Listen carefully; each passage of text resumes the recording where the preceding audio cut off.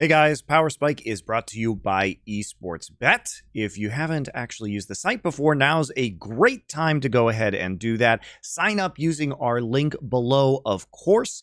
And right now, you can get a $100 risk-free first bet. If you are a first-time bettor, you can head on over, make a prediction, and if you're right, you get to keep all the winnings. If you're wrong, go ahead and just message their mods on the Esports Bet Discord, and they will credit your account $100 back. Now, you might think about doing it on the outright odds to win the tournament, in fact. And so you could pick whether you think JDG, Gen.G, T1, or DRX are going to emerge victorious. Maybe you really believe in DRX and want to take that 14-1 risk-free bet for the big payout. And if you lose nothing at all. So keep that in mind. Now on to Power Spike. Hello, everyone, and welcome to Power Spike. We are Dgon, Dom, and Monty, and we're here to break down the quarterfinals that just happened at Worlds 2022. We had two quick 3-0s, and we thought that was the way everything was going to go. And then we had two very long best of fives, a couple of jungle gaps that happened, and a lot to break down. Monty, how are you? I'm doing well. I would like to say that we had, three great quarterfinals and also Rogue versus JDG. Even the T1 versus RNG was a very entertaining 3-0. Like there was a lot. There's a lot to unpack there. Yeah, it was a fucking fun 3-0. And obviously the other matches, some people will think that DRX versus EDG was on the same tier of League of Legends as Gen.G versus Damwon Kia. They would be horrifically wrong because even though they were both 5 games and very exciting, one was good lol and the other was not so good lol. We'll see if you, the fans, know which one was which. What do you mean, Monty? They were both gripping. Look, they were gripping. They were gripping. That one was more of a well-crafted piece of art, and the other one was a Michael Bay film. Okay. Two crafted pieces of art. I love Michael Bay films. Tom, do you love Michael Bay films? Look, I loved DRX versus EDG too, but it doesn't make it great. Sure. Dom, how are you, man? I'm in my own personal hell. I think that this was actually the four teams getting out that I would have liked to see not get out. Like if I had my ideal world, it would have been like Rogue making some fucking miracle, RNG beating T1, Dom1 winning for Canyon, and EDG winning for Viper. Like that would have been my ideal world. So we are actually just in my own personal hell where it's actually just been the worst. Like NA got absolutely fucking shit on. Like EU didn't make it past Why quarters. do you care about NA, Dom? What the No, fuck, man? hey, wait, no, I love that because everyone at home that's like, Dom just shits on NA. He hates North America. You see? Look, he was listing off the things that really hurt him. The first thing he listed off was NA. Look, like, all right. okay, so it's like this, right? It's like if you have like some kid that turns out to be a fucking drug addict, right? It's like a drug, like your kid is a complete drug addict, but it's still your kid. It's like of course you want to see it succeed. So like you can be mad at it and be like, you piece of shit, like get off the drugs. Never mind. Just fast forward past this far. No, NA is just my this is drug last addict Free Nation kid. content. Fuck you, Dgon. This is why all we're right. Yeah.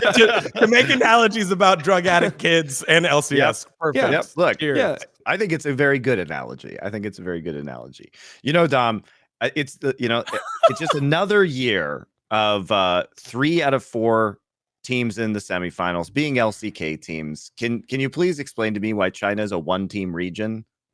Ooh. Well, I think for one, it's because when you look at these Chinese teams, they don't seem to have the like ability to get out of groups. Like I think that's the biggest problem. I agree. The first step to winning worlds is in fact getting out of groups. I think that this is actually this is the reason why every year I predict like Korea to do better than China in group stage, because it feels like Korea is like very like disciplined, which means that essentially they're not going to lose to worse teams. Like you never see Korea just like drop games to like terrible teams in groups. Like rarely. I mean, every now and then you'll see one or two games, but it's freak of freaks. It's best of ones. Like, you can't always, there's a high variance, right? There's high variance, but I think that what LCK does better than LPL is they minimize the variance just in general in their gameplay. And I think that that's been a fault. That I think that's been the reason why you have LCK like not winning many worlds in the last 5 years. But on the other side of things, it means that their teams like guaranteed get out of groups essentially. Where at like LPL teams like Top Esports, like even though Top Esports didn't make it past Rogue, I don't know anyone that would that actually thinks that Rogue is a better team than Top Esports. Like if there was a best of 5 played tomorrow, and then they were like, put your life on the line. Who's gonna win this best of 5 between Top Esports and Rogue? I don't think anyone is picking Rogue, right? But then Rogue ends up getting through. So I think one of the biggest problems with China is that the second best team from China for 2 years in a row has not got out. And the second best team from China has been levels above the third and the fourth best team. Like Top Esports beat the shit out of EDG domestically. Like they fucked them. Like it was like 3-0. There was a game where like EDG had a 10K gold lead. It's like, I think EDG might bring this to oh, never mind. I guess it's okay. All right, Jesus fucking Christ. All right, well, Top Esports is going to finals. So I think that this is one of like the biggest issues is that like it's not just that a team from China chokes, it's that always one of the best teams from China chokes, which means that like now you're just left with like the actual best team, like the winner of summer, and they have to fucking carry the burden. Where I mean, I like if you look at the level that Top Esports and DRX played at, if Top Esports was playing close to the level that they were playing in LPL, I think that they would be a massive favorite in that best of 5. So I think a lot of it just comes down to like not only that one team chokes, but it's the team that chokes is always one of like the best teams. It's the FPX, it's the Top Esports, it's teams that most people have like in their conversation to win Worlds. Like Top Esports, when you do podcasts before Worlds, like I had JDG winning, I think Cajal had Top Esports winning, Emily Rand had top Esports winning, and who else? And I think Core JJ had Genji, or actually no, it was Yankos. Yankos had Genji. Like most people like thought that they were like in that top tier. So I think that's I mean actually just in terms of odds, the outright odds were equal for Genji top and JDG on books. So that I think that was reflected, and certainly those were the 3 favorites, absolutely.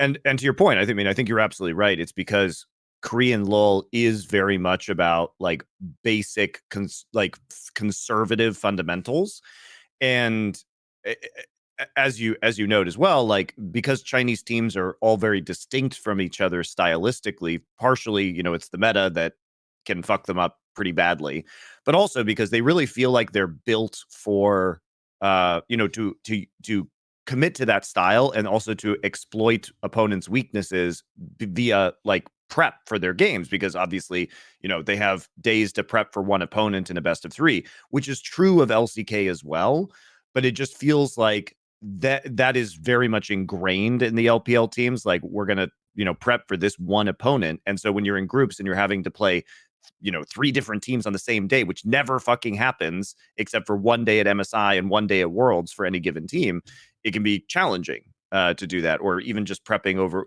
for best of 1s over multiple days.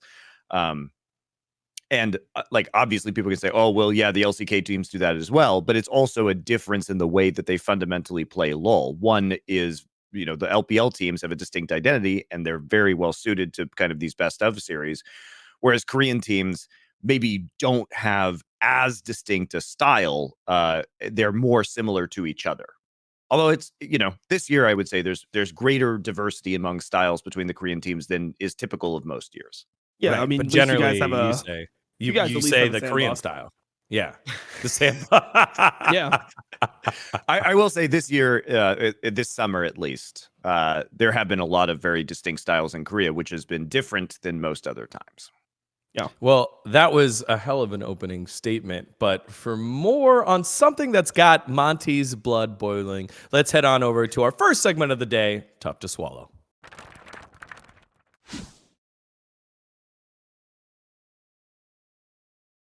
All right, guys. Obviously, we have to talk about the casting situation at Worlds. So as many of you may know, the LCK and LPL casters have been vanished by Riot. They got black bagged and put in the van and shipped back home.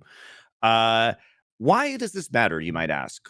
Well, unfortunately, now there's going to be 0 people on the desk or on the cast who have actually seen every single game played of the remaining teams throughout the year. And despite the fact that there are going to be many good casters there, and I am not trying to drive dislike or nor do I condone hate on any of the casters who are going to be performing at the World Championship, the fact of the matter is that it's a very different experience to have lived and talked through and researched every single game of a given team that is at the World Championship, rather than to have skimmed them or kind of passively watched them. And honestly, because there's so much League of Legends in the world, it's highly unlikely that any of these people have watched all of the games. Now, this is problematic because obviously, now you could go back and watch the highlights or all of the good games from that team, but sometimes when they play games against lower level teams, they'll have unique picks or a unique tendency that only a caster from that region is going to know.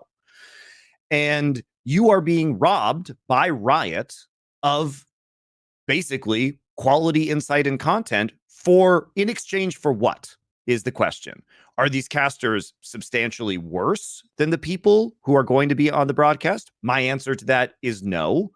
Are they less famous? Well, LCK actually has higher English viewership than LCS now, so no, would be my argument to that as well. Are these people less experienced?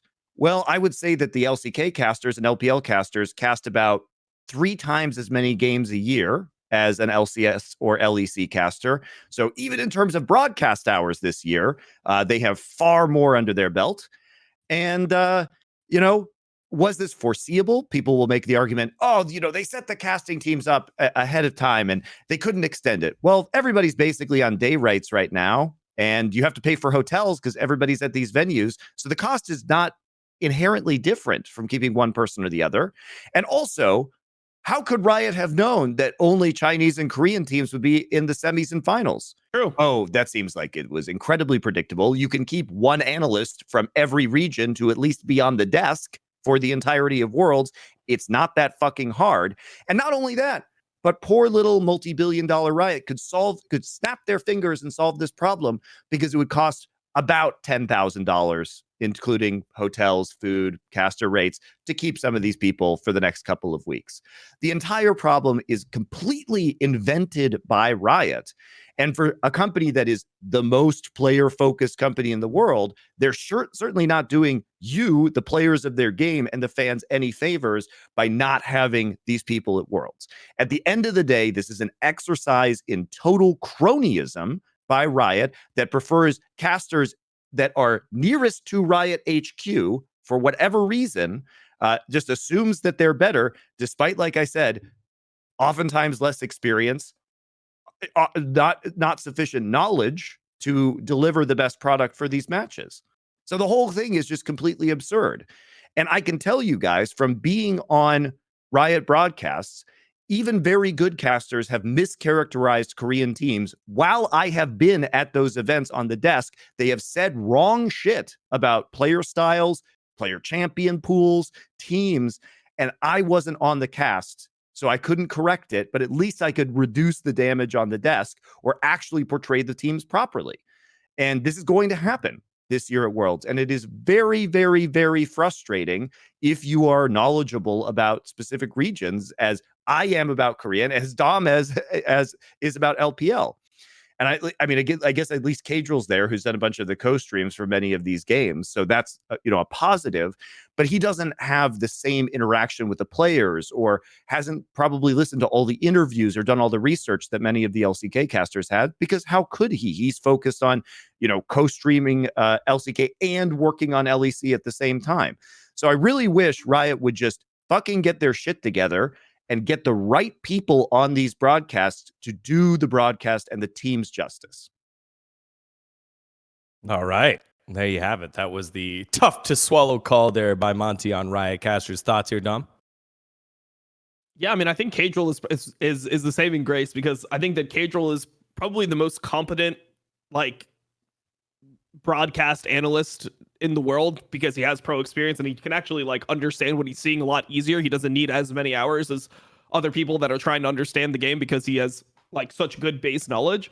So I think that he's the one that's carrying the torch. I think Kadril's gotta smurf it for the boys. It's not just about knowledge, though. That's the thing, is it's like he has great game knowledge, but he's not going to know the intricacies of team dynamics that necessarily that somebody who's living in Korea and interacting with these teams on a day-to-day basis would know. Yeah, I mean, I'm not sure how much the Korean casters are actually interacting with the teams. I know for LPL, the casters obviously are casting remote, so they don't interact with the teams at all, really. Besides for Lyric, I think knows some people within like coaching staffs, but I mean that definitely could be true. I have no idea how much. Wolf is fluent in Korean, so yeah. You know, I mean, a lot of the casters are fluent in English in LCS, and they don't have good luck.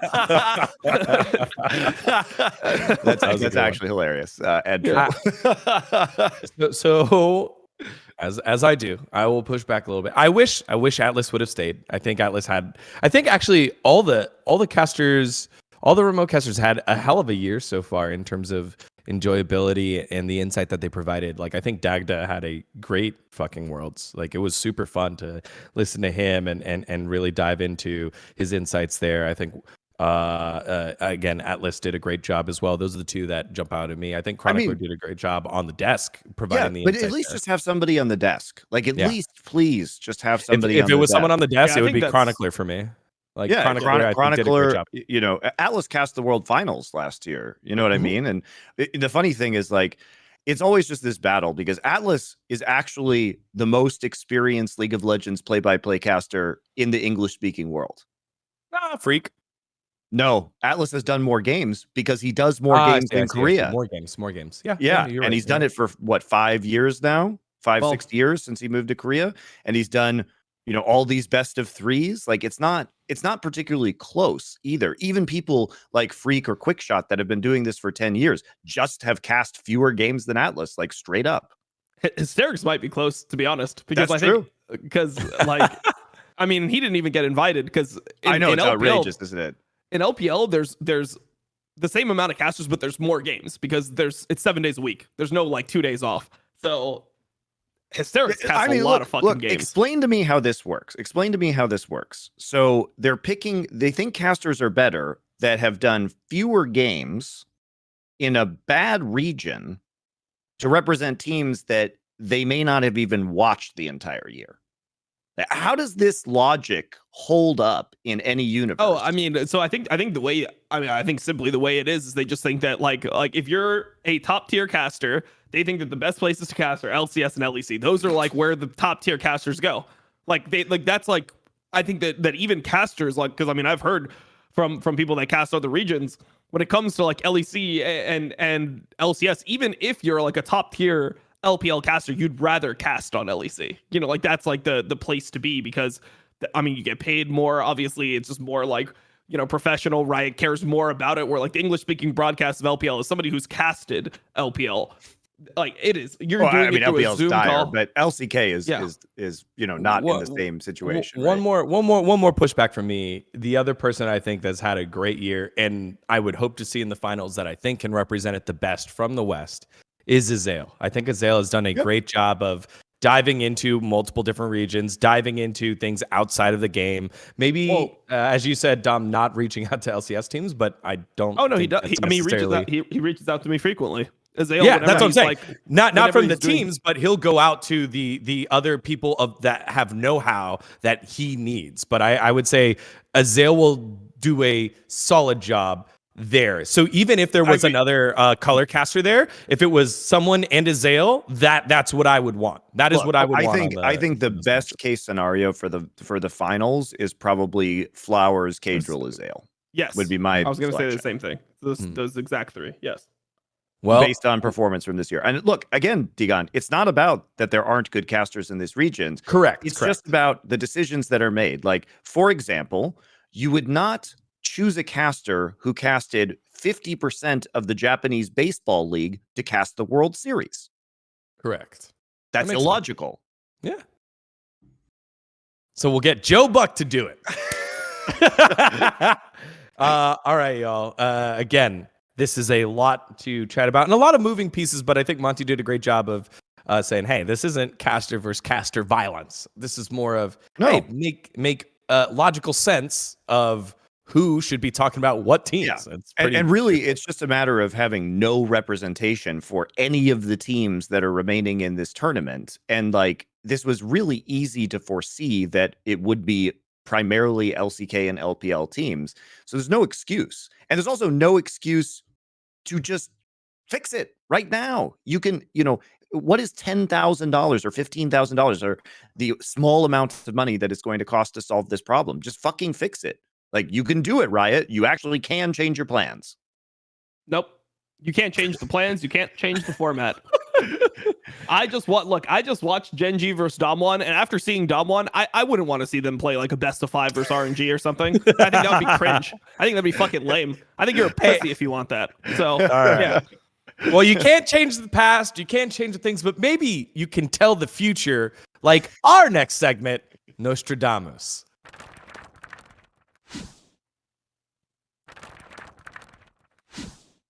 That was a good one. I'm proud of that one. Go ahead, Dom.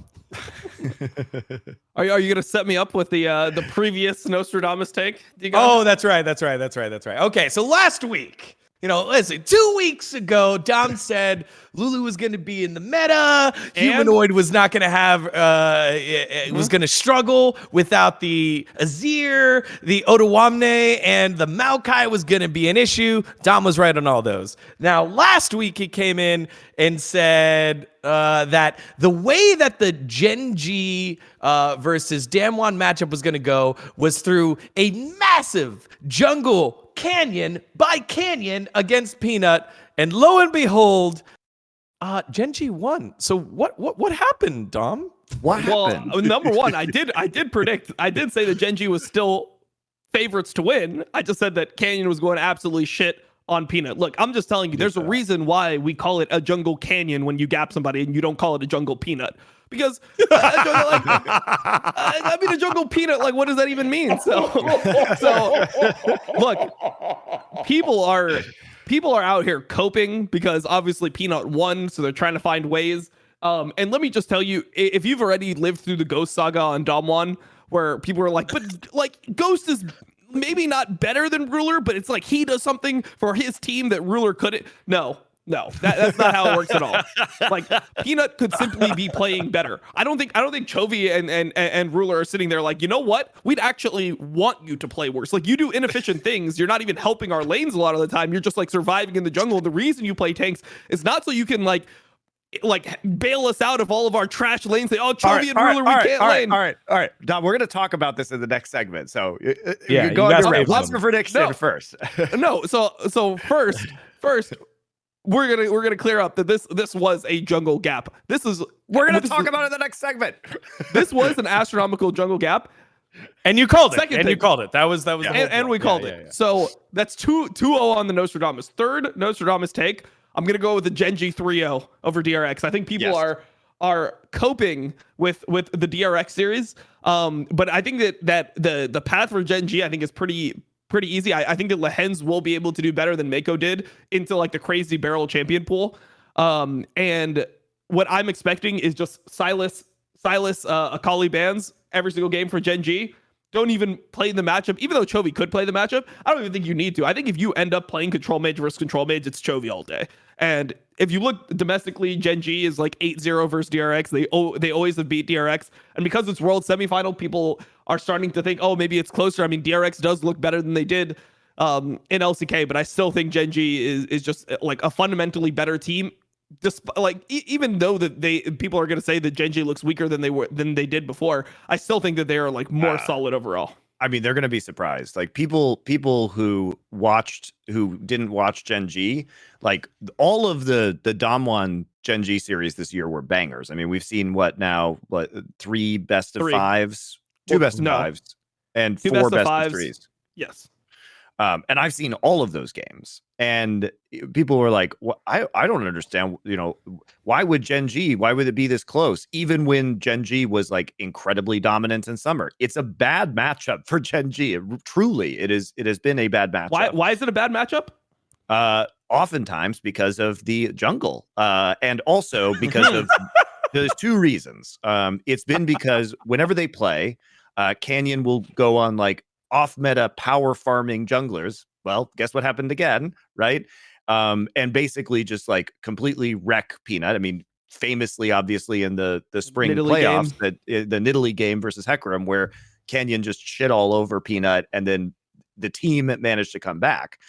And then the other reason is because they're oftentimes very unusual picks that Dom1 pulls and Genji is not as good as T1 at reading strange enemy win conditions. Like, that is a T1 superpower. It's not a Genji superpower.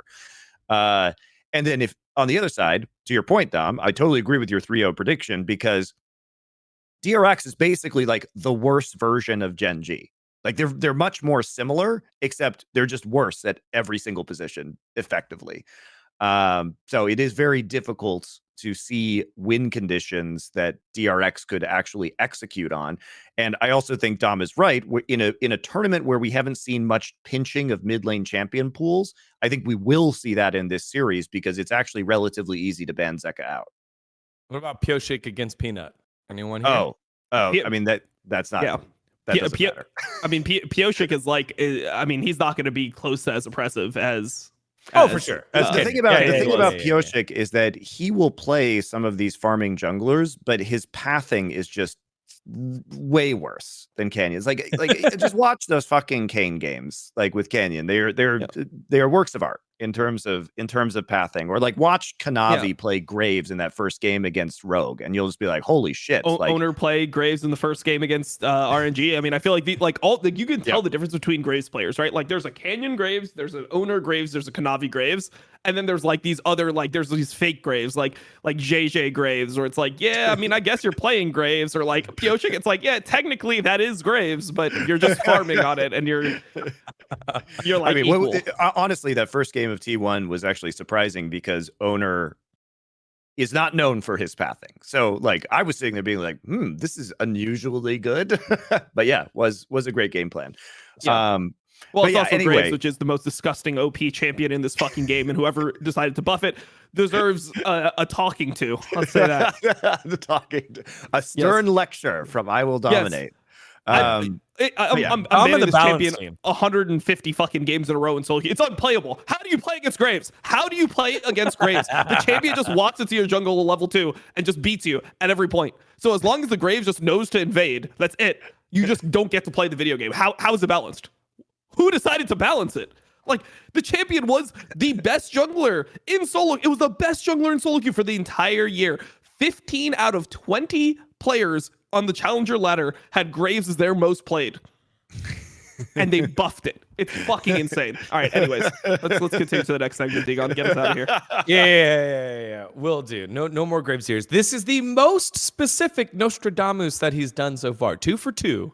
Honestly, it's like 4 for 4. You made like 3 predictions in the first one, but 2 for 2. No. We rewrite history. We say that I said that RNG was going to win here. They'll just gaslight you. You had a different prediction. I'm what is your prediction? T1 wins.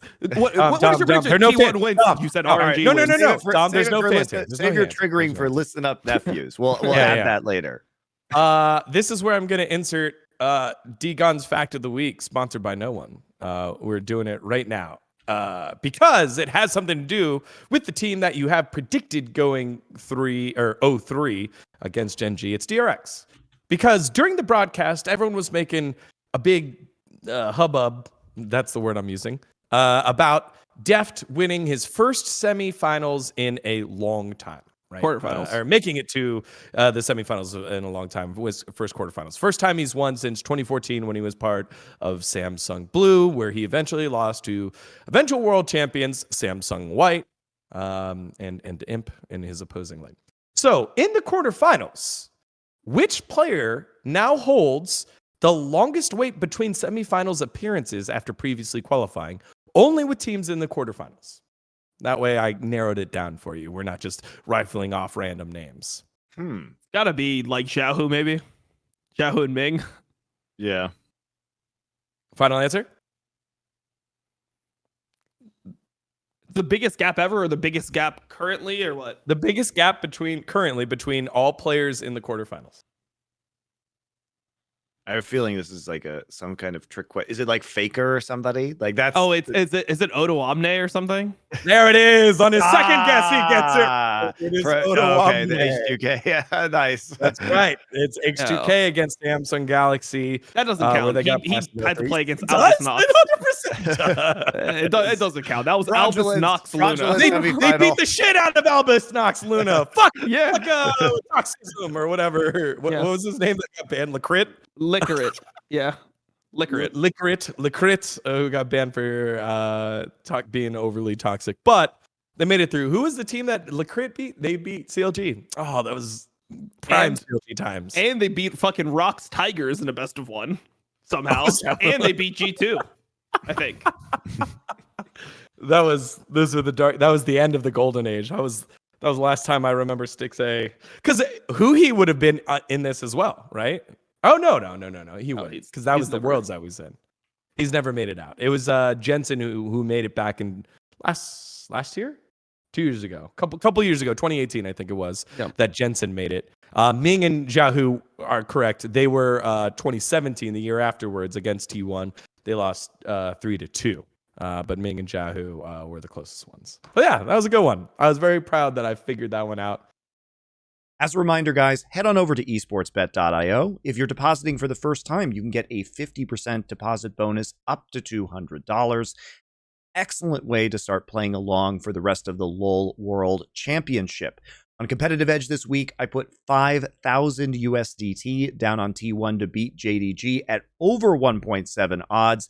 And you can follow along as we do this game by game, of course, at twitch.tv/MonteCristo, where I am doing watch parties alongside Doa and Wolf and using a lot of the esports bet tools in order to make the games a little bit more fun. I'll see you there on my couch for the semis. Now that we finished NostrDOMus and Dgon's random fact, sponsored by no one, let's get into that Galaxy Brain Club conversation, because a lot of you/Redditors at home had strong feelings about the matchup that we were teasing in our previous segment. It was the Peanut versus Canyon matchup. So let's get into it. Our Galaxy Brain Club topic of the week.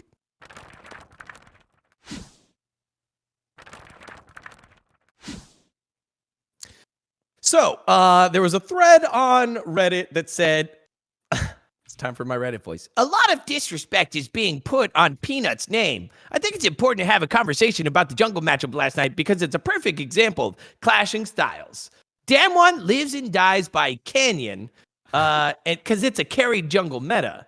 And then basically they say, Peanut plays for the lanes, and it's obvious that they give up draft resources against Peanut, for Peanut, it's so that he has to play with less resources and has to play for his laners. That is the prevailing talk here, as yes, Peanut won and Genji are moving on and continue their season. Canyon has to go home and live with the fact that he wasn't able to carry hard enough, Dom. But the question lies here. How big was the jungle gap and how important is it that happened? Because Peanut won. Isn't that just a difference of styles, Dom? Yeah, it's a difference of styles. Like it's actually good to do bad things. You know, like when Peanut was getting read by Canyon, and then he just he ruins the entire game for level 3 by just getting absolutely mind gamed, galaxy brain take from Canyon here, where he's sitting in the bush, he sees that Peanut is doing the gromp, but Peanut can't see him, and then he just waits for Peanut. He's like, I know this motherfucker's gonna try to gank top. He waits for Peanut. Peanut cues the wall, just instantly dies, double kill, game ends. Herald, Dragon, second Dragon, he ran the entire fucking game. Yeah, that was good. That's a good thing for Peanut to do. He's playing for his laner. Chovy and Ruler are some of the best laners in the world. I think that Ruler is coming into this tournament. I had Chovy as the best mid laner in the world. I know people just lie and say that that's not what I had, but factually, you can go back and look at my content. That is literally what I had. I had Chovy as the best mid laner in the world, and then I had Ruler as a top 280 carry in the world with Viper. These guys don't need to be bailed out of bad lane states. What do you mean Peanut's playing for his lanes? A lot of times when you're watching Peanut, he's just doing inefficient things. In the Kane games, he's just getting invaded by Kane. He's just trying to find the right kids. Is this camp up? Is that camp up? What the fuck? He took my Raptors again. What the? I guess he's on Herald. Let's try to fight the Herald. It was impressive that he was able, Canyon was able to get the Raptors and then get them right on spawn the second time. I was laughing my ass off. Look, for me, that's just simple jungle knowledge. You just know the cycle. For me, the thing that was crazy was in game number 1, Canyon did a similar path where he started on the wolves of Peanut, right? He started on the blue side wolves. Then in the next game, he does the same invade where he starts in the enemy jungle, and they didn't ward for it. Like they didn't realize. They're like, okay, so we did it in game 1. He's not going to do it again in game 5. And then Canyon was just able to cycle the camps. I don't understand why. It's like people just don't play jungle at a high level. I guess that's just what it is. People do not play jungle at a high enough level to like understand. You should unretire Dom and save the fucking. Everyone. I mean, seriously, like. I mean, it's just fucking crazy. Like, do people play this game? Why does Peanut get credit for doing that thing? This is literally the ghost argument. This is the ghost argument on Dom 1. It's the first thing that came to my mind with this conversation, because Ghost got the same thing. It's like, no, he fits the specific role that his team needs. Like, he could just be playing. So you think so here's the question, right? Here's how you test your logic. So Genji is known for playing champions with a ton of prio mid. That's what Chovy's like best in the world at, right? Like his Azir, Chovy Azir. Oh shit. Chovy Azir, he's able to like get push in every single lane. He's dominating you. Perfect CS. Always has prio. Like this guy just loves like playing for his lane. Why would Graves not work for Genji stylistically? Like if they're able to play consistent prio lanes, and then they have a jungler that can absolutely dick the other junglers. Let's say that Genji just had Canyon on their team. Would Canyon be playing the same style? Would Canyon also just be playing Sejuani and Poppy and all these champions? Would he not just be playing Graves? Would they not just be like, yeah, you're gonna go invade with Graves? Obviously, people would be like, oh, but like if Canyon was on the team, they would play differently. Yeah, because Canyon's a better player. That's the point. Is Peanut is just a worse player than Canyon. So like, here's another fact for you, Dom, about Peanut. Graves is actually his second most played champion in his entire career. Yeah. Doesn't matter. I mean, it's not like he doesn't play it. He's only played it twice, is like he doesn't twice play it this year, or twice this split summer/Worlds, which were both in the group stage of Worlds. But it's not like historically he is unfamiliar with this champion. Yeah, but I mean, to me, I don't care about any of that, because like it's all about like, can you play it right now at the level of like what's expected? And Graves has had multiple different iterations. Right? Yes. Like Graves was a fast clear before. And one of the things they distinctively nerfed about Graves, because I thought it was too OP, was the fact that his clear speed was so good. So they nerfed his clear speed. So now what do you have to do? You have to leverage the like invading style. So you have to be better at like timing camps and making sure that you're getting respawn raptors. You have to do what Owner did versus Wei in game 1, what Kanavi did versus Malrong in game 1. Those two games, those are Graves clinic games. Those are like practiced. You watch the players play those games, and you can tell that they just know what to do. It doesn't even have to come down to mechanics or anything like that. They just know exactly what they're supposed to do on the champion. And I don't think Peanut can play that type of style. He doesn't understand how to like control a game like that. He doesn't know which camps like are going to spawn at the correct times, like how to cycle them, when he can cycle them, when to base. Like it's a whole fucking game that you have to be good at. You have to be good at that invade style of League of Legends, and he's nowhere close to as good as the other junglers in this tournament. Right. I mean, also there's just very simple facts, such as why would you ban 4 junglers against Canyon if you were super confident in your jungler's ability to play? Like they were trying to contain the damage that was going on, and Absolutely. Even then it was still kind of disastrous in that final game. I think the thing with Peanut is like he just gets, this has been a consistent factor throughout this year, is that he really fucking struggles with Canyon. And if you actually look at the way that Peanut has, I think Peanut has been quite good this year overall. It's just this matchup, for whatever reason, gets in his head or what have you. But a lot of Peanut's games, you guys have to remember, he didn't have like the world's biggest jungle pool in summer. I mean, he basically was Poppy, the one who spread Poppy around the world, and he was a great Poppy player. But how does he play Poppy? He's getting in there very early on. I mean, his pathing has been very good on Poppy, but he was like flashing over walls under turrets, and then like ganking for Ruler in the bot lane, coming in from behind on Poppy at level 3. And so he would be very creative, and he did actually cause people to rethink how they were warding a lot of the time within the games to counteract some of his weird like pathing idiosyncrasies and like flashing over dragon pits to dodge wards. I mean, he was really good. But the thing is, on Wukong, Poppy, and Viego, which are his most played champions this summer, he was able to try and like fight some of these early fights. And his whole style, guys, was not fighting the other jungler. It was getting into lanes and using pathing to create man advantages and sacrificing some of his own resources in order to do that. That is who Peanut is. So this is not necessarily a good meta for him when he has to consider pathing versus enemy junglers and farming and being like on these farm junglers. That has not been his style this year. Right. Yeah, and let me make a distinction, because I think a lot of fans are going to hear the word pathing and they're going to be like, "What? But like his pathing was good in summer." I'm not talking about like getting to a gank in general. When I'm talking about pathing, I'm talking about the efficiency at which you clear your camps and get in and out of gank timing. So like when the gank timing opens up, how many camps you like you know exactly how many camps you can clear before you hit that timing, get to the timing base, and then go back to the correct camps. Like that's what I'm talking about when it comes to pathing, and that's the thing that Canyon is really good at. Canyon knows like I can do these, like I could do these 3 camps, I can go here, like I could wait like here for 10 seconds because these are respawning, then I'm going to base on this timing. Like he knows how to be way more efficient, which is why he's able to play those carry junglers. This is the main thing that allows people like Kanavi and Canyon to play carry junglers, Owner to play these carry junglers, the fact that they know like how much they're getting behind. And a lot of Poppy like doesn't really matter, right? Like if you're level 6 to level 7 when you play Poppy, it's like whatever, bro. Like I've got my abilities, I just have to use my abilities properly and it's fine. And like, and that's why they also put, I think that's why they also did the Graves ban and put Peanut on Sejuani, because it also doesn't matter as much how far you are behind. But the problem with Peanut, that other people like, the other thing about Peanut is like, yeah, he could be behind on Sejuani, and the most important thing is his engage, but he was also just missing his ults. Like, you know, he ulted backwards and no one talked about it. No one mentioned it. How come when he ulted backwards, no one said anything? That's my question. I mean, so it's not just that he was falling behind, it's that he wasn't even doing the things he was supposed to do on the jungler that was behind. Like he could have still been effective in those games, but oftentimes he was not. I think that there's a lot to be said about the matchup itself, but this statement here from our Redditor really hammers it home. I think it's disingenuous to say there's a massive gap that existed inherently how these two teams played. I think the real takeaway is that the massive praise should be given to both Peanut and Canyon, especially Peanut's mental and Canyon's tenacity. What are we saying, bro? They're playing a competitive game. When you use these intangibles to describe what happened, that's not great.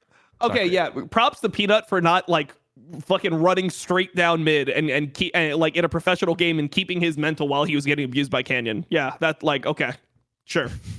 That's what we should celebrate. For me, it's like I just don't understand why like when two competitive players play, you're not allowed to like analyze what the competitive players do, and you have to like praise everyone. Like, why can't Canyon be a better jungler than Peanut if Peanut ended up winning the series? Why? Like, I feel like that's like at least we can be honest about that. Fucking Peanut gets to go to semifinals. Canyon gets to go home after the series. Like, at least we could just be honest with what the fuck happened in the series. I mean, like, Canyon was significantly better than Peanut. I like LS tweeted out after the series, he's like, this might be the biggest jungle gap that I've ever seen watching this game, which might be slightly like hyperbolic, but I think that is actually from LS. No, yeah, well, but like I think that's actually not that far off like reality. Like this was a jungle gap. Like Peter's just doing inefficient things, guys. Like, do we play jungle? Do we know how jungle works? Like, come on. We see somebody just not knowing which camps are up, just walking around. Oh, my Raptors are up. Oh, no, shit. He got him again. Going back to my wolves now. Oh, shit, like I ulted backwards. Oh, Kane ulted me and I dragged him to the pit and we didn't get sold because of it. You know what? My team needed that. Like, we don't need to, like, I hate when we go here with fucking players. I feel like it's such an ill thing to do, because the thing that's so funny is they're trying to like, they're like, oh, but it's like, we're trying to like protect Peanut and like, you know, help Peanut out. But in reality, what you're doing is you're being disingenuous to Canyon. You're actually just hurting Canyon. You're robbing him of his rightful glory. Yes, you're robbing him of his rightful fucking glory for performing really fucking well. I mean, like, it also, you know, this might sound weird to say, but it also robs Peanut of some of his glory, because honestly, like, it's not there's a way to discuss this, as we are doing right now, that also highlights Peanut's strengths and what he has been really good at this year. And like, he has been really fucking good at times. This just may not be his meta. And it's also talking about this specific matchup, which is like, Canyon is maybe the best jungler in the world at fucking up other junglers. Like, he is just he loves that fucking 1v1 shit, man. Like, he loves the mind games. He's super good at it. Peanut is a facilitator for his lanes. Like, that is his purpose, right? And so he is not good at like necessarily reading other junglers. He sometimes has like a set play in mind where it's like, like I said earlier, flashing over the dragon wall on blue side and then executing these like tricky ganks. That's a set play that he has in his mind from level 1. But if he has to like readjust and then and think about the other jungler actively, as opposed to just thinking about how he's going to get in lane, that's where things can fall apart for him. And it's a matchup thing. Like, I don't think anybody else in this tournament is going to be able to do what Canyon did to Peanut. Like, that's not going to happen. Maybe right? Kanavi. I don't think so. I don't think so. And remember what I also Kanavi said is just as impressive, to be honest. But remember what I also said earlier about one of Gen.G's weaknesses is unorthodox picks. Like, I think that I don't think Kanavi's going to play Kane in a fucking two games in a professional match. And those were probably the biggest gaps in the series in terms of the advantage that Canyon was able to get.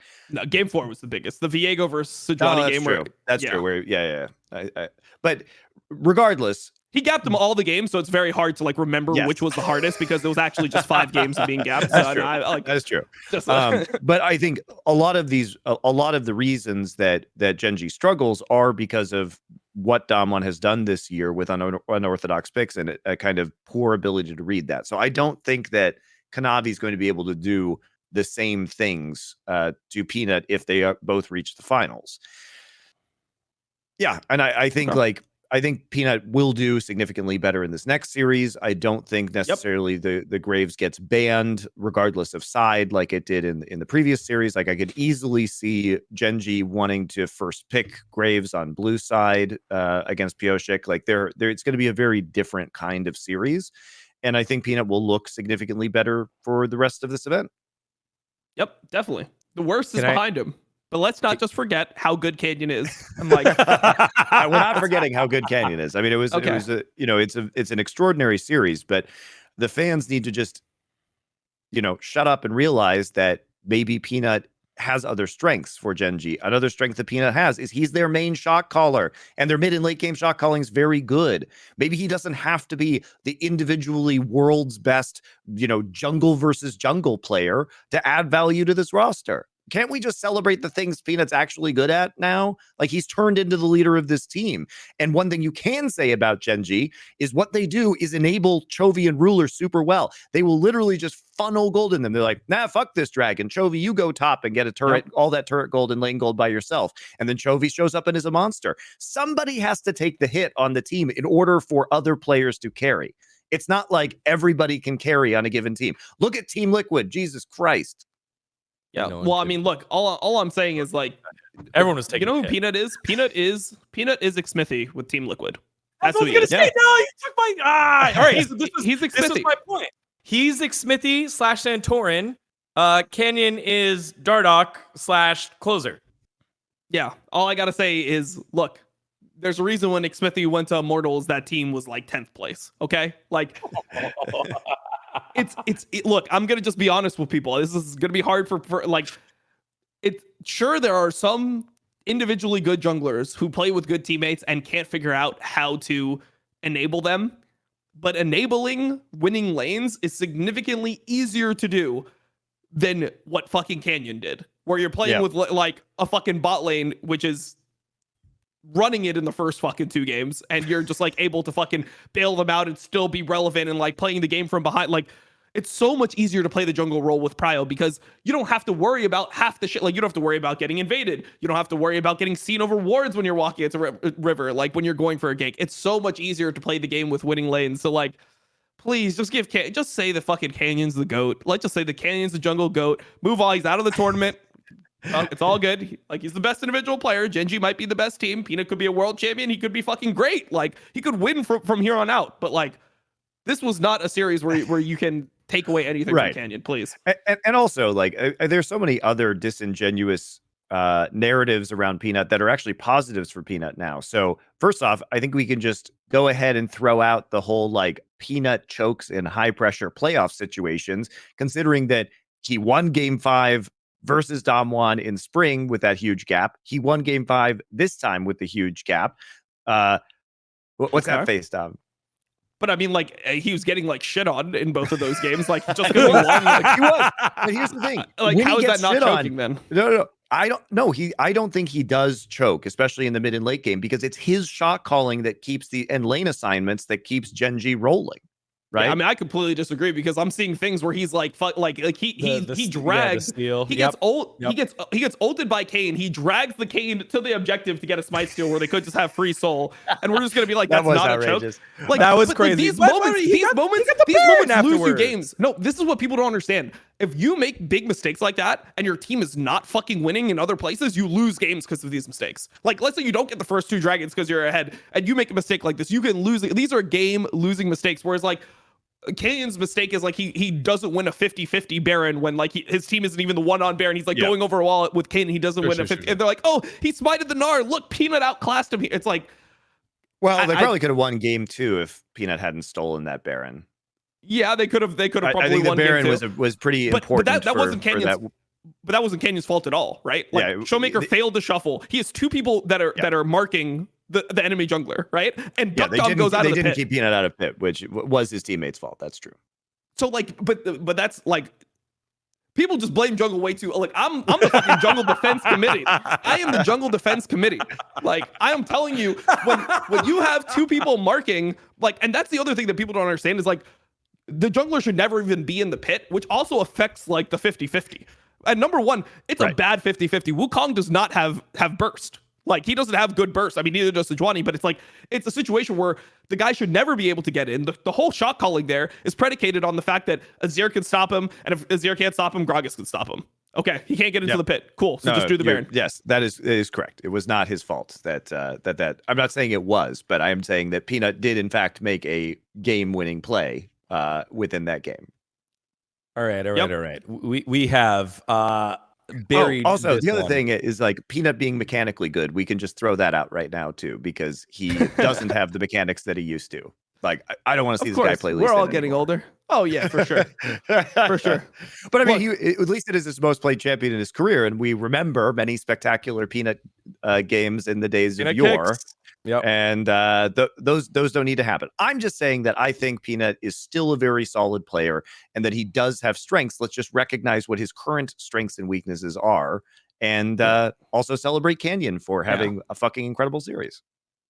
Yeah, which is possible. But now that we've got Dom all warmed up over the Peanut and Canyon discussion, we've got a very special Listen Up Nephews segment here, where we had fans saying Dom said something that maybe he did, maybe he didn't. Let's check in with the man himself with this week's Listen Up Nephews.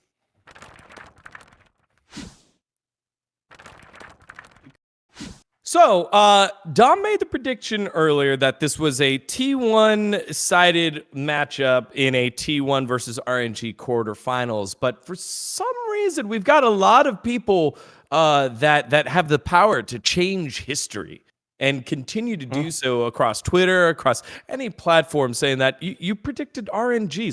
So why did you predict RNG? Obviously, if many people are saying that, it's true here, Dom. Well, what I've realized is that whatever I say doesn't matter at this point. All that matters is that I'm the LPL guy. So if there's ever LPL versus LCK, that means that I just predicted the LPL to win every single time. That means in group stage, I didn't have like Damwon over JDG in my like actual predictions because, you know, I thought Korean teams potentially do better in best of ones. No, I always just pick Chinese teams to beat Korean teams, which is why on the show, when I said that I thought T1 was going to beat RNG and was correct, I don't get any credit for that. I'm just wrong about everything that I've said at this point. So I'm really enjoying this Worlds because I think it just shows how little what you say actually matters, like how disingenuous the general community is. Even if you look at like the comments, like you'll make predictions, they'll hear the predictions, and then they'll tell you predicted something else.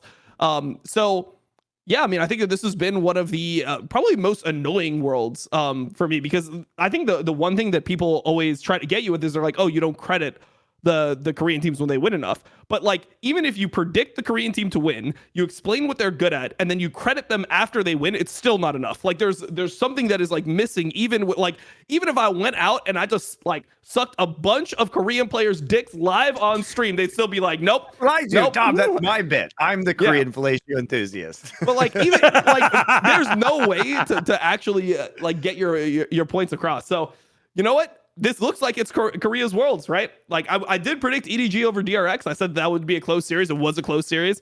Yeah, could have went either way. I predicted T1 to go to win versus RNG. I thought that was going to be a close series. It was a 3-0, but like, this is another thing that I think that it's very close 3-0 though. I think that's something that people don't understand, that you can have close 3-0s, you can have JDG versus Rogue 3-0s, you can have T1 versus RNG 3-0s, where it's like the first two games are like really contentious. There's a big throw in game 2, and then RNG is just like mentally shattered by game 3. Like, I think that's, you know, something that matters. And then you can also have 3-2s that are not that close, where like, you know, DRX versus EDG, there was times where it was close, but then at the end of the day, it could have been a 4-1. It was a 4-1 in 5 games. So I don't know. I think that this should have won game 2. Like, you know, come on. That next is quarter of a second. Yeah, I mean, I don't know if I would have said they should have won, because it's not like they tried to throw that game like 8 times before that. Like, what about when they got the fucking first Baron and then Zeka just randomly dies in top lane, or Deft gets caught multiple times. He dies during the second Baron. He gets caught in the fucking jungle another time. Like, the whole thing is DRX had every fucking opportunity to win that game. They should have won that game. And so everybody's like, well, what about the one auto attack on the Nexus? I'm like, what about the other 8 opportunities they had and like multiple Barons in order to close that game, and they fucked it up? Well, I mean, I think that this is just the reason why, while watching it, it was hard for me to be hyped, because I don't see either of these, like, when both of those teams were playing like that, I didn't see either of them beating Gen G at any point. Right. I think Gen G is too solid to be giving this many chances to. Like, at some point they're going to end up like executing. And I think the way that Scout through games 3 and game 5, I mean, we could talk about this, but so I watch a lot of Pro League. I can't remember the last time I've seen someone get solo killed 4 times in 20 minutes. Like, that might be, and like, I've watched a lot of Scout games too. This might be Scout's worst performance ever. Nothing came to mind, because when you think about Scout, when you think about EDG, they do have coin flip players. Flandre is a coin flip player. JJ plays some fucking terrible games sometimes. Mako is bad for the majority of this year. Not Scout. Scout and Viper were super solid. They were like the backbone of this team. Those guys were like the engine. Scout was the guy that was bailing his team out of all these like horrible games that they would play. So I thought it was really weird to see Scout collapse so hard, especially considering that he's like, I mean, he obviously won a world championship. He played a game 5. He played World Finals game 5 last year and was able to keep it together for that. So it was crazy to see his breakdown. But I think that he I think this was one of the times where you could actually see tilt in a player, where you're like, damn, he's actually tilt. Like, when he tried to 1v1, or when he tried to cancel the recall without having ult and like flash, or he just didn't have ult on the top lane fight. He's like 3 levels down. What the fuck is that? Like, come on. Like, that was fucking crazy. So I don't know. I think that, I think that this Worlds has been very eye-opening, because I've realized that that nothing that I say actually matters. All that matters is if LPL wins or doesn't win going into every Worlds. Hey, man, that's how it used to be with me and Korean teams as well. It literally didn't matter what I would say. I would just get called a Korean dick sucker no matter what, which is why I started calling myself a Korean fellatio enthusiast, because you de-weaponize it by using the memes, Tom. So, well, it's difficult when we have fans like our friend who's commented, which you all should do right now. Go ahead, like, subscribe to the video, and comment. Like Lewis Carter, that says 6 days ago, which was our last episode, I just want to say that Dom is wrong. That's it.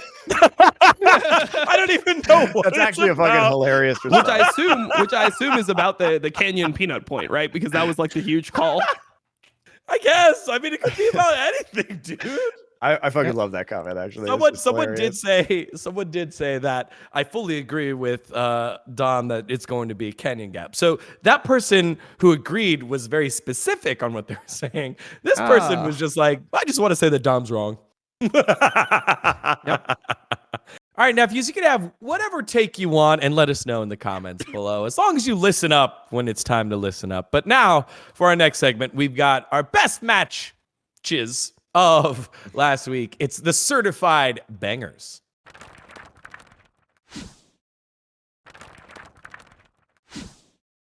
All right. Well, we have 2 for your taste in terms of best matches of last week. So let's start with one of them that was one of those close 3-0s. We use that term close 3-0 like way too much, but this was an actual close 3-0. This was the closest out of all of them. It was game 2 of T1 RNG. So Monty, take it away. Why is this one a certified banger? So I really like this game, first off, because it was very close, but also because the game state was very interesting in that one side of the map was very fed for each of these teams. And why I like games like this is it forces teams to play around like one kind of like very overloaded player and try and execute their win condition around that overloaded player, which leads to, I think, some really good like cross map tension, especially when it's like a Fiora from Breathe that's very fed and can do some of these split pushing, and it forces teams to solve problems on the fly and try and overpower the other one with the expected win condition. Ended up being extremely back and forth. Obviously, the ending was maybe not exactly as we would have liked it. Like I didn't really want Zhao Hu to like die on blue buff and then the game to end. That was kind of lame. Yeah. But up until that point in time, it was just extraordinarily exciting and I think very well played by both teams. I was seeing on Twitter how this year's meta, it's a little bit more team fighty than it is overly macro, fits the Korean teams. I kind of wonder what it would have been I like don't in a agree different with that, Yeah. actually. I was seeing I mean, a we're lot of having like actually- Fiora as a So main I pick. actually think that there's been a lot of like really good split pushing as opposed to previous, like the last few years of Worlds that have been much more about 5v5 team fighting. You look at some of the games that T1 has played. I mean, every team, not every team, but especially T1, like really likes to do these split pushing compositions. But even in Dom 1 versus Genji game 2 with Chovy and Doran on Yone and Camille versus Dom 1's like more team fighting composition, the way they won that game was through 1-3-1 split pushing after they got the Baron, right? It's very difficult to stop them once Peanut stole that Baron. So I think that there have been like a lot of very interesting pick comps, especially from T1. Like they play pick comps basically is how they've been operating for most of Worlds, and split pushing. So I think we've seen a lot more of it. In fact, that's one of the reasons why I like this Worlds meta so much, is it feels like you can effectively do these things and that you don't have to just commit to, you know, five versus five front to back. The other thing that came out from this game was Zeus, who is still regarded as one of the top laners in the world, and people were hyping up the matchup that he has in the next game against JDG, against 369. He went 0-8 and 10. If you just look at the scoreboard, you'd be like, ugh, like not so great, which it wasn't great, but he still was pumping out insane amounts of damage. It's like fake damage though. Like it's such So a please weird fill me thing in. that it's such a weird thing that people do. Like if you have top laners that are fighting or you're playing a poke champion, you're gonna have a lot of damage. It's like, how much does that damage matter? Like that was a game where like But Guma Dom, Yushi these are carried the this people game. who type like top damage when they lose in solo Yeah. queue as I a mean- justification of their abilities, mean- even though they were the one who fucking like threw at Baron or whatever. They're like, I had top damage. It's like, yeah, but you also just lost the game for us. Yeah, I mean, if you're fucking like if like you're dealing damage to a Fiora that's healing or something, like let's just say like he does like 2,000 damage to Fiora. Fiora just procs all 4 vitals, heals to full life, and then just like ends up killing him. That's not 2,000 damage. That's just like he did 0 damage. Like none of the damage mattered, you know. Like, so I think that people just really overstate like random stats like that to try to like hype up players. Like that was just like not a good game for Zeus. Like I'd be pretty surprised if he brings back the Jace in a similar situation. It looked like that was a Fiora counter. That was something they wanted to try. And in the next game, they banned the Fiora. They're like, yeah, okay, you know what? Like we're not doing that again. Like it was a good try. So I think that people like always try to like find like what it's like, oh, but even though he was inting, he did some good. It's like sometimes like you just int, bro. Like he had good, like he's been fucking good this whole tournament. Like we don't have to point to that game and try to be like, look at how good he was in this game. I was like, no, he played like if RNG played more stable, you like if you die that much on a Jace, you're like kind of solo losing the game. So like I would much rather people talk about how good like Guma Yushi was, because Guma Yushi, so for example, the main problem that Guma Yushi has had all year is that he has been like somebody that is prone to getting caught with when he has resources, which is why like even if you look at people that are super like Korean bias that really love Korean players, people didn't have Gumayushi highly rated coming into this tournament. I think now there's an argument. I mean, look at me. Like I don't even think he's a top 3 ADC in Korea. That was a common take, though. Like, most people had that take. I didn't have Gumayushi. That's a reasonable take to have if you watch the game. Yes, exactly. I didn't have Gumayushi in my top 5 either, because like when you were watching his Zeri, like how many times did you see him just wall ride into like a full team on Zeri? Just you see him just on the wall, like, oh, I'm going, and like Carrie is like on the fucking Yumi attached to him, like, go Guma, like please. Guma's just riding into the whole team. The Carrie is here, like. He was unreliable with resources. I think the biggest thing about Guma now is that he's not getting caught. He's not getting caught on mid wave. He's playing a lot better with his resources. He's really stable. The problem also was never a much better landing. meta for him, and also that Xayah pick was good in this composition. And speaking of not getting caught, when you can just press R, it helps. It helps you not get caught, right? They're playing champions that suit his style and that suit the meta and suit the team compositions he's playing against. Yeah, I mean, he's definitely playing champions that he's better at, but I think that even from an individual perspective, he's not making the mistakes that he was before. Like, he simply just seems more aware. Give him time. We'll see. I think that the thing that he's lucky about is that they're playing against Hope, which I think Hope has been pretty like hit or miss, which has been a common theme with JDG. I mean, JDG, like, missing is really good, and Hope is just sometimes a fucking enter and gets missing killed. That's how it feels. You know, it's the opposite of how a lot of these support combos. It's like the opposite of Hillsong and whatever AD carry Hillsong's playing with. Like, it's like Hope fucks up and Missing's like, God damn it, I guess we're both dead. Like, well, with that said, that is a lot to watch for here in our second game of the RNG T1 series. But that's not the only certified banger we're going to give you. We got 2 because we had a good slate of games this quarterfinals, if you exclude the Rogue matchup. Sorry, you fans. Yeah. Damwon versus Gen.G. That one was the one that caught your eye here, Dom.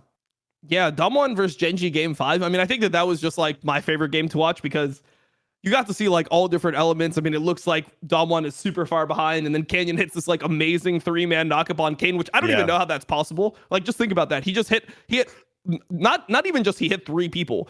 One of the 3 people he hit was a Lucian. How do you hit a Lucian with Kane W? Like, it's just impossible to hit. Like, and a Ruler Lucian. Like, Ruler has like some of the smoothest Lucian mechanics in the world. Like, that was Ruler's pick, really. Like, when people think of Ruler this split, he was the Lucian Nami guy. He was the guy that started the first strike Lucian Nami. He's the reason all the LPL AD carries were like, oh, that shit looks broken. He's kind of shitting on everyone in the LCK with it. Went over to LPL. West tried it. We all sucked at Lucian Nami. It is what it is. LCS was really banging. You know, it was very fun for me to watch all those Ruler games and then go to LCS and be like, oh, well, I mean, look how they massacred my boy. The ironic part about the LCS was that the best Lucian Nami was probably Cowrie, who was an academy player. Like, that was like actually the best Lucian Nami play we saw out of LCS. But I mean, I just thought that this series was insane, right? Like, the game 5 was crazy. It was the culmination of everything, and it came down to a final team fight, which is how I want my League of Legends to end. You know, I want like a pretty even 5v5 team fight. The team that plays it better wins the game. Don't look at what Dgon and Nuggery did in that final team fight, by the way. Just ignore that shit and just watch Ruler, right? If you just watch Ruler and you're like, damn, bro, Ruler's fucking played this shit well, and then you don't look at what Dgon and Nuggery did, you're completely fine. You gotta take the good and just exclude the bad, and you come away with a certified banger. There it is. I mean, also just in terms of the narrative, it's what we wanted because it was Dgon on Aphelios, which is his signature champion, and Ruler on Lucian. Like, I was like, you know, we were sitting on my couch and we were all like, yes, this is what I wanted. You know, both players on their best champions, like duking it out in this last game. Yeah. I'll tell you what I didn't want was the Syndra mid, but you know, it is what it is. I was gonna say Syndra on Showmaker. In this meta, Syndra's just not a champion. That's the reason why I got fucking reworked. Like, yeah. All right. Well, he wanted to emulate the what was it, Gammon Flying Oysters games from earlier in the group stage. Okay. It was a mysterious pick, especially when you consider that there were 4 jungle bans from Gen.G, so it's not like there weren't a lot of options. Yeah. Crazy. I wonder why they decided to go with 4 jungle bans. Game 5. Discussion for a different day. Discussion for a different day. Those are your certified bangers, friends. Maybe Gen.G's coaching staff is just garbage. Maybe that's it. True. Maybe we should truck them. Like, can we get a truck? How hard is it to get a truck in front of I like can get the a chase? truck. Oh, To really? the Chase Center? No, I can't get a truck there because it's America. Could But get a in truck Korea, there. we can send trucks. No problem. Oh, we can send trucks. If you got the Yeah. truck hookup, I'm gonna send like just. I do. I want to just send a truck just with the IWD run. I don't know if you know my IWD Yes. run emote. Yeah. I just want an IWD run Sure. right in front of LCK. I'll help you with that next year. No problem. Perfect. All right. If you all at home have a truck hookup for 2 weeks from now, let us In know. San Francisco. Yeah, in San Francisco. Let us know. That would be a good one. I know that we have a wide range of friends and followers that watch our show. Maybe one or two are truck enthusiasts that would be able to help us out. Those were your certified bangers of the quarterfinals. Lots to watch out for. Next up, it was the moment, time, place thing that we wanted to have not happen, and we all know which one it is. It was the ending to DRX and EDG. This is Remake.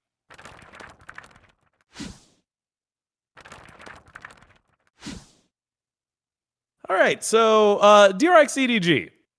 DRX could have gone 1-1, and we touched on it a little bit earlier. One auto attack away. This is one of the closest non-endings or closest finishes since I guess Backdoor, right? Backdoor Fnatic? Backdoor right? Yeah. Fnatic against SK. It was ridiculously close. I don't remember looking at it, but was the auto attack like Deft went to backdoor the game to close it out against their opponents against EDG, and the Nexus respawned with about a quarter of a second left. I don't remember if his fist on Ezreal was doing the auto attack already, but it popped up. There was confusion everywhere. Eventually the Nexus respawned, they got Baron, and I thought the game had ended. I literally thought it was going to go into the Nexus animation. I was like, what? What kind of spaghetti code is this? We've seen a lot of broken League already. Here's some more. But the Nexus respawn didn't end for DRX, and then EDG won that game. What about this is just so remarkable that it is remakeable? Well, I mean, I think that there was a couple things that were actually really funny here. So one was Kingen could have just TP'd with Deft, and just not TP'd on a ward, and then they just end the game. Yep. Flandre could have got back by quicker. the Sejuani ult during the TP, which also nobody was talking about for some reason. Yeah, so that was interesting. And then on the other side of things, so I don't know if you guys saw this. Flandre was recalling to match Deft, right? And then he canceled his recall 6 seconds into it, and then tried to Baron recall because he wanted the Baron recall for the efficiency, but he was already so far into the recall that it was just a waste of time. So then he was late on that too. So I don't know. I feel like that was a situation where DRX should have just ended. And if you felt the feeling in that part of the game was that DRX needed something like that in order to win. It felt like in 5v5s they were just not as strong, even though they're up a bunch of gold. The reality of the situation is that you're against a Lulu Affilios late game, and you have a Heimer AD carry, a Heimer support. So you're just not going to end up being close to as strong in these late game situations. So it was close. That was DRX's opportunity to end the game, and I think that they actually put themselves in the best situation possible. I think that they really capitalized on EDG overcommitting to Baron because, essentially, if they get any type of 5v5, EDG is winning. Monty? Look, I think we already touched on it. There were many times that DRX just fumbled earlier in the game, unforced errors, people getting picked off when they should have been able to very efficiently siege with a Heimer Ezreal composition. They were out of position, dying, dragging the game out to the point where, as Dom notes, the scaling advantage and team fighting advantage is very much in EDG's favor. And I just think that this game was kind of hilariously bad and ended in a hilarious way. I don't really know. I want to remake this game not because of the ending, but because it was just kind of a badly executed game of League of Legends where DRX was not playing to their win conditions and should have closed this out probably 5-10 minutes sooner and deserved to lose. But at the same time gave us the, at least the narrative of the reverse sweep, which it ended up being very fun, especially because it was Deft's birthday. I was also hilariously, Dom, I'm sure you remember this, but it took Thorin bringing it up on Summoning Insight for me to recall this. But this was actually not the first time that Deft has had an unfortunate teleport incident on an AD carry, which was when he was on EDG and playing The Jace in Jace the or bot whatever. lane. Yeah. And he just like threw a game by teleport accident because he didn't realize. I think his muscle memory like caused him to think it was a different summoner spell, and so he just like panic TP'd and then just ended up just completely dying on Jace, which was a very iconic moment from what, 2015, 20, I think. Yeah. Wait, was that 2015? Yeah, it was 2015. That was against Fnatic, right? Yeah, and so really iconic Deft moment, but this isn't the first like Deft ADC teleport incident. Well, Deft and TPs, the combos that just hurt the soul of all the Apaka fans around the world. Just heartbreaking. That is this year's, or I guess this week's remake here, that DRX EDG game. Go watch the whole thing. You'll see what we're talking about. It wasn't just the ending. It was a lot of things. All right, to close out the day, we have our final segment. It's a good old version of Keep or Kick, just 2 now, and you have to decide. Let's see which ones they are in this week's Keep or Kick.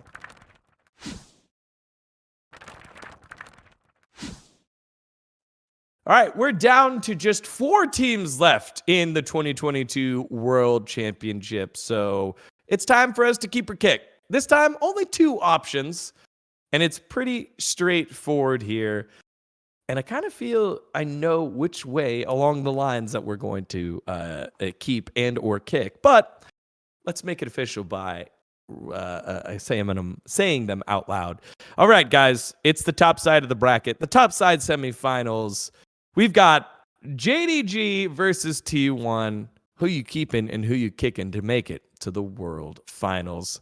We'll start with you, Dom, because I feel like you've been relatively consistent throughout the whole World's tournament. Unless you're a Redditor who makes up whatever you say. Yeah. So I mean, if you actually listen to what I say and then you don't just make up what I say and then make what I say sound super ridiculous and then shit on that and strawman me personally, constantly, I think it's actually been going pretty well.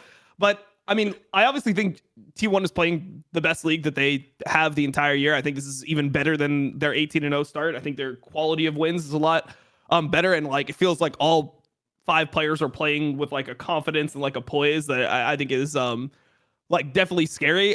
I had JDG winning before the tournament even started. They were my crystal ball pick. I'm gonna stick with JDG. I think JDG is the team that I'm sticking with. I don't expect JDG to win many lanes versus T1, but the whole thing about JDG that's been so good the entire year is that they will make you sweat out a game 5, and they don't throw the games that they're ahead. They sometimes like they'll lose, but they will always like fight you to the end, and I think that's really powerful in a best of 5 situation. And if they're able to get into close situations, I just think that they're like super clutch and potentially the best team in the world at it. So yeah, I'm gonna stick with them. Look, JDG is the best team at this tournament when it comes to playing from behind, but it's time for them to get the fuck out of Worlds. This is destined to be another Korea versus Korea final. I want the rematch of the summer finals with Gen.G and T1, except with T1 in a much better meta for them, so it should be close. I think I want to keep T1. I want to see more games of Zeus. I want to see Zeus clap 369. The bottom lane is going to be a huge problem in this series for JDG. Hope and Missing have not been performing at the same level that we've seen from Gumayusi and Korea so far. And I just love T1 playing these wacky pick compositions. I love the fact that they're playing like Sivir to create picks, or they're just engaging from a screen away with Tom Kench like straight into a Varus arrow. They're playing a really exciting style of League of Legends that is totally unique to them right now, and I just want to see more of it. So I would rather have T1 go through, partially because I do want to troll Dom for the next year. I'm gonna be honest. It is a selfish motivation. It is a selfish motivation. Perhaps I would rather see JDG versus Gen.G, but I also want to troll Tom. You wouldn't. My personal joy will trump. You wouldn't want to see JDG. I don't believe that for a second that you'd rather I do want to see JDG versus Gen.G. If only there was some sort of losers bracket. Huh? Oh, more than T1 Gen.G? I mean, I've seen that matchup already, so. All right. Well, there you go. But regardless of my desire to see JDG versus Genji, which is powerful, my desire to troll Dom is more powerful. So I'm going to go with, keep T1, kick JDG out. Look, this last weekend, LCK doubled or tripled rather their wins and best of fives over LPL teams in the last 5 years. So it's been a big year for LCK. Monty doesn't like going back and watching the same old holiday movies during holiday time. Look, I'm excited. Bring back LCK Autumn. Let's go. Let's bring back the memes. All the memes. The return of the memes. 369 3.7 KDA, Zeus 3.0 KDA. Is this the key matchup in this battle between teams? Because I mean, you can look up and down, but that's the one that seems the most hyped. What do you think, guys? You can start, Monty. You can start. Which seems the most hyped? 369 versus Zeus. Yeah. I mean, I'm looking forward to seeing that. I think part of Zeus's performance, though, has been that outside of Breathe, he's played against some pretty either bad or underperforming. You pick the word, bad or underperforming top laners, especially in his group. And I think it was extremely risky of him to pick Jace into Fiora Sejuani, where it's like if you make one mistake, you just get your entire lane burned to the ground and are forced to die many, many, many, many times. So I hope that doesn't happen. I hope we actually get like reasonable matchups. It's certainly the most interesting on paper matchup, especially because I think that probably bot lane is going to be T1 favored. The jungle matchup is probably going to be JDG favored, and mid lane, I mean, it's not the most interesting like hyper carry mid laner matchup you could have hoped for. So yeah, I'd say favored in the mid lane matchup. Probably Yagao. Okay, I agree. I feel like you were waiting for him to say Faker. No, I'm just saying. I'm realistic about the kind of player Faker is. Faker is the peanut of the mid lane right now. Okay. Look, people, you can't say anything negative about Faker these days. You can't say anything negative about like his performance these days, even though like, I mean, I think he might be the weakest mid laner left out of these four, but I mean, it is what it is. Well, he has more versatility than Zeka does, I would say, but in this meta, it doesn't matter because Zeka's just going to be able to play Zeka's champs unless somebody starts banning them. You said something, Monty, that I wanted to double check in terms of the opponents that both 369 and Zeus have had to tackle on their road to the semifinals here. For Zeus, it's been Wonder, Fudge Factor, and Flandre. Yeah, think about that. That was actually. Look, on the opposite side. Wait, on the opposite side. Wait. Easiest group of top laners. No, on the opposite side. I mean, it's Impact, Broken Blade, and who is the and Nuguri. I mean, that's way harder.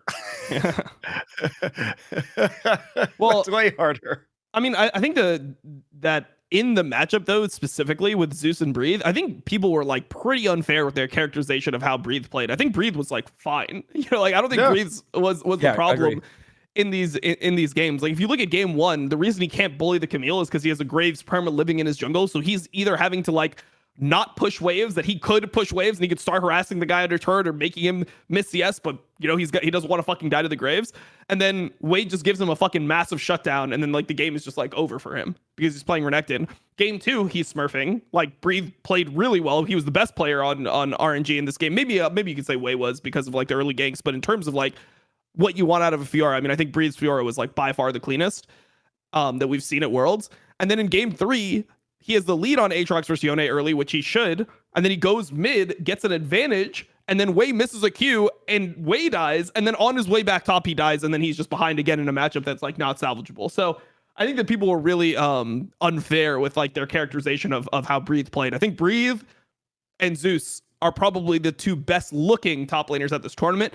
369 is really good, but 369 is not like a dominant laner the same way that Breathe is like a really fucking good laner.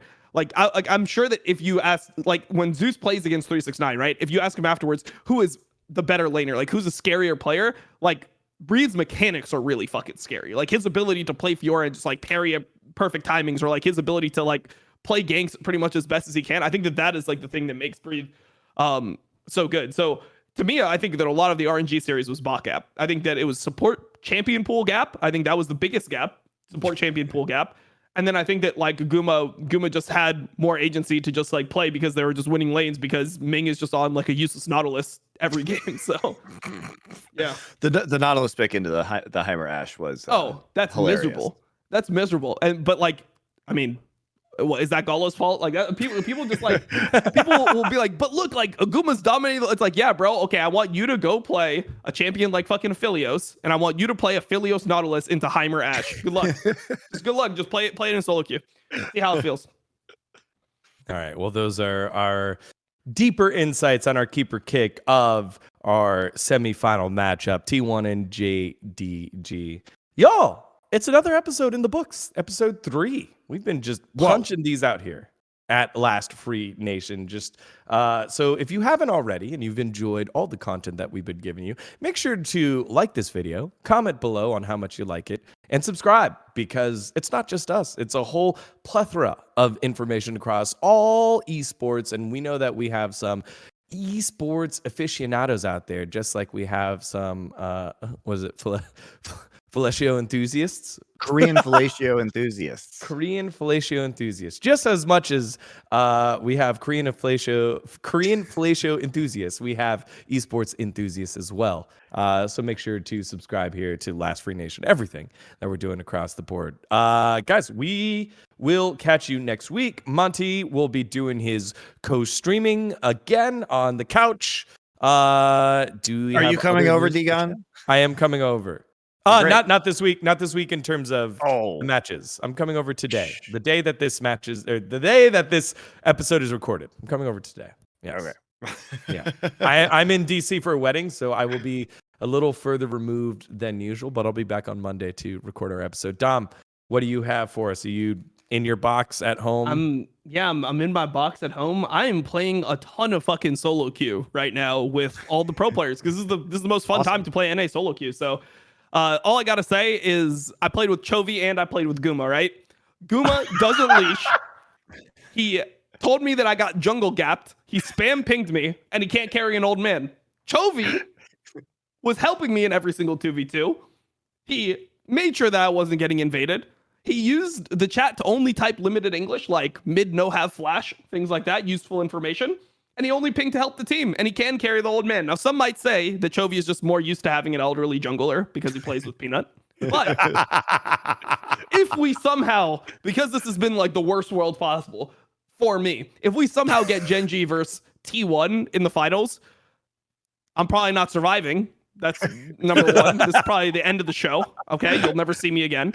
Good to know. Number one, but number two, Genji is winning world just because Chovy is more helpful to his jungler. You got to be kind to your jungler if you want to win worlds. There it is. Cronyism in the caster pairings, and now cronyism in Dom's picks based off of solo queue experience. Yep. He's got the solo queue bucks. Solo queue bucks. There you have Something it, that a lot of the fans can't do. All these people that, are just shitting on people relentlessly and trying to back these players. How about you go play with the players?